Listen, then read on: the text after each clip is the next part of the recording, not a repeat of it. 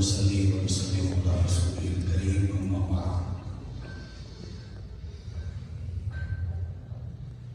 اس طرح کی مجالس اور محافل اداروں میں اس لیے منعقد کی جاتی ہیں تاکہ ہمیں قرآن اور حدیث سیکھنے کا مزید شوق پیدا ہو.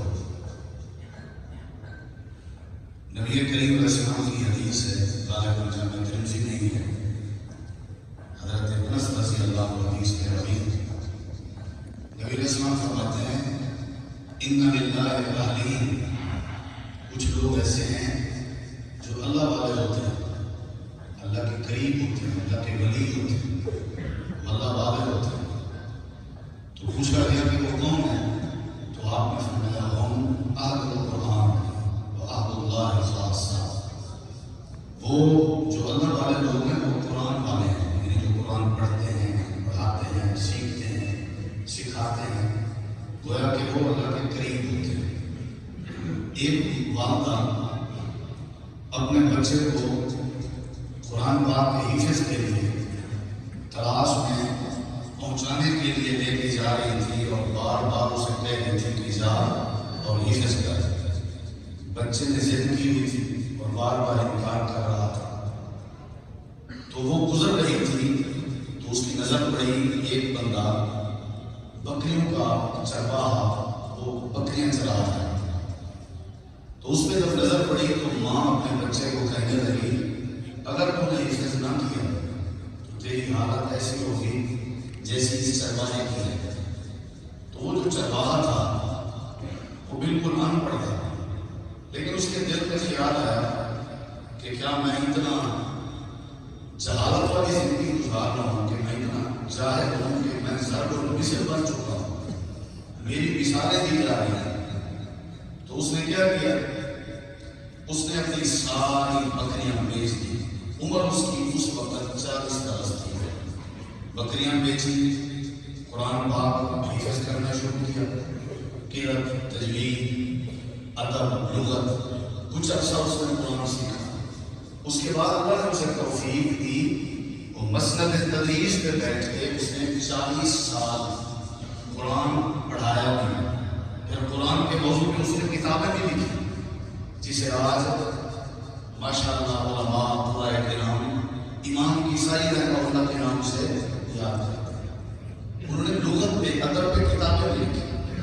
یعنی ہمیں شوق ہونا چاہیے قرآن پڑھنے کے لیے، قرآن سیکھنے کے لیے. حضرت حکیم بن حزام رضی اللہ عنہ صحابی رسول ہیں، وہ حضرت معاذ بن جبل سے قرآن سیکھنے جاتے تھے. حضرت معاذ بن جبل رضی اللہ عنہ کی عمر 30 برس تھی اور حضرت حکیم بن حزام کی عمر 80 برس تھی. کسی نے پوچھا کہ آپ بڑی عمر کے بندے ہو گئے، چھوٹی عمر میں آپ جوان سے قرآن سیکھنے جاتے ہیں، اس کی وجہ کیا ہے؟ تو حضرت حکیم بن حزام نے بڑا بہترین سے جواب دیا. فرمانے لگے انما اہلکنا التکبر، یہی تکبر اور آکڑ ہے جس نے ہمیں خراب کیا ہوا ہے. اس میں بھی بڑی اور چھوٹی عمر کا کیا مسئلہ ہے؟ میرا شوق ہے کہ میں قرآن سیکھوں. ہمیں قرآن سیکھنا چاہیے، مزید سیکھنا چاہیے. کچھ بچے ہیں جن کے چہروں پہ داڑھی آ جائے، 20-25 سال کی عمر کو پہنچ جاتے ہیں، ان کا ذہن یہ ہوتا ہے کہ ہم اب کو ریج ہو گئے. یہ بات نہیں ہے. ساری زندگی ہمیں قرآن سیکھنا چاہیے، قرآن سے پیار کرنا چاہیے. اسی طرح مسجد نبوی میں شیخ ہیں جنہیں محدث مدینہ کہا جاتا ہے، شیخ عبد الحسن الغبار حفظہ اللہ. مدینہ یونیورسٹی کے بھی مدرس ہیں اور مسجد نبوی میں آپ جب روضہ رسول کی طرف جاتے ہیں باب السلام کی طرف، تو دائیں طرف اکثر بہت ایک بڑی تعداد ہوتی ہے طلباء کی جو ان سے قرآن سیکھتے ہیں. تو ان سے کسی نے پرچی لے کے سوال کیا کہ مجھے شوق ہے قرآن حفظ کرنے کا، تو میں کیا قرآن حفظ کر سکتا ہوں؟ عمر میری بہت زیادہ ہے، بڑی عمر میں قرآن حفظ کیا جا سکتا ہے؟ شیخ محترم تسلی کا جواب دیں. تو شیخ صاحب نے جواب میں مسکرائے بھی اور ساتھ فرمایا آسانی سے ہو سکتا ہے، کیونکہ جب میں نے قرآن پاک حفظ کیا تھا اس وقت میری عمر 50 سال تھی. یعنی ان کی عمر 50 سال تھی جب انہوں نے قرآن حفظ کیا، تو اب ان کی عمر 90 سال ہے۔ اس عمر میں بھی وہ مسجد نبوی کے ہال میں اندر بیٹھ کے قرآن سکھاتے ہیں۔ تو ہمیں قرآن سیکھنا چاہیے۔ اسی طرح چونکہ آج تقریب تکمیل جامع ترمذی ہے، حدیث سے بھی ہمارا لگاؤ ہونا چاہیے۔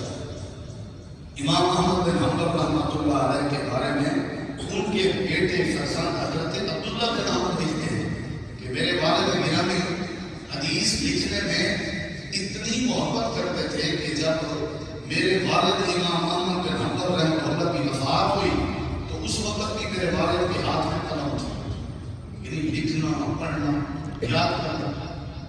اور امام احمد بن حنبل رحمۃ اللہ علیہ فرماتے ہیں امام ابوزرہ کے حوالے سے کہ میرے نزدیک 7 لاکھ احادیث ہیں جو صحیح ہیں اور مسند ہیں، اور ان میں سے تقریباً 6 لاکھ احادیث امام ابوزرہ کو حفظ ہے۔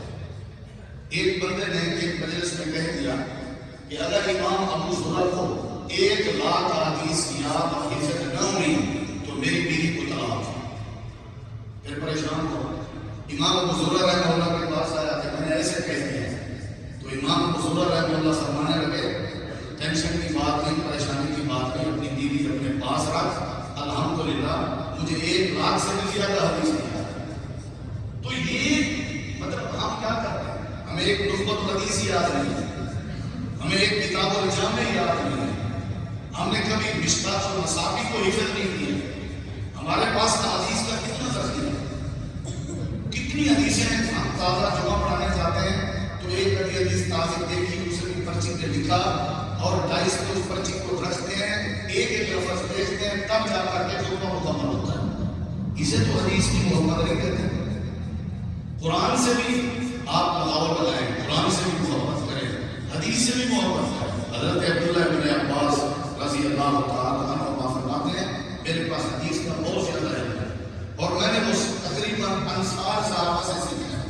انصار صحابہ سے یہ بات سننے کے لائق ہے۔ فرماتے ہیں میں صبح نکلتا تو جس سے میں نے حدیث سیکھنی ہوتی، علم سیکھنا ہوتا، میں جا کر کے پہلے پتہ کرتا کہ ان کی کیفیت کیا ہے، تو مجھے یہ اطلاع ملتی کہ وہ سو رہے ہیں، تو میں کیا کرتا، چادر کو تکیہ بناتا، میں بھی سو جاتا۔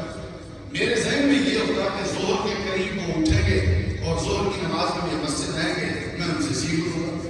تو ایک دفعہ ایسے ہوا تو ظہر کے قریب جب وہ جن سے میں پڑھنے جاتا تھا وہ جب آتے تو انہوں نے مجھے ایک دفعہ کہا اے نبی کے چچا زاد بھائی کس وقت آئے ہو؟ تو میں جواب دیتا میں تو کافی دیر سے آیا ہوا ہوں۔ تو وہ فرماتے اللہ کے بندے مجھے آپ بتا دیتے، اطلاع کر دیتے، آپ نے زحمت اٹھائی میرے لیے انتظار کرنے کی، میں خود چل کے آ جاتا۔ تو حضرت عبداللہ بن عباس رضی اللہ عنہ فرماتے ہیں میں یہ نہیں چاہتا کہ آپ میرے لیے ٹائم نکالیں، میں اس لیے سو گیا تھا کہ آپ اپنی تمام ضروریات سے فری ہو کے مجھے آگے پڑھائیں۔ اس بات میں حدیث اور قرآن پڑھانے والے استاد کا ادب بھی موجود ہے۔ تو حضرت عبداللہ بن مبارک کے بارے میں آتا ہے کہ وہ سال کی تقسیم کیا کرتے تھے، 4 مہینے تجارت کرتے، 4 مہینے جہاد کرتے اور 4 مہینے علم حدیث سیکھتے تھے۔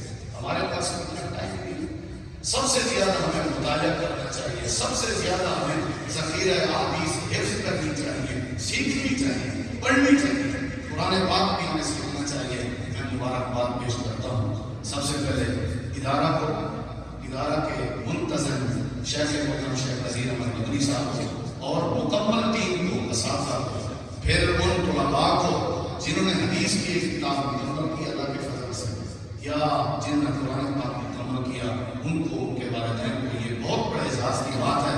ہمیں اسے جاری رکھنا چاہیے تا حیات، قرآن سے ٹچ رہنا چاہیے، حدیث سے ٹچ رہنا چاہیے۔ جو بندہ قرآن اور حدیث کو پڑھتا رہتا ہے، سمجھتا رہتا ہے، بہت ساری بیماریوں سے بچ جاتا ہے۔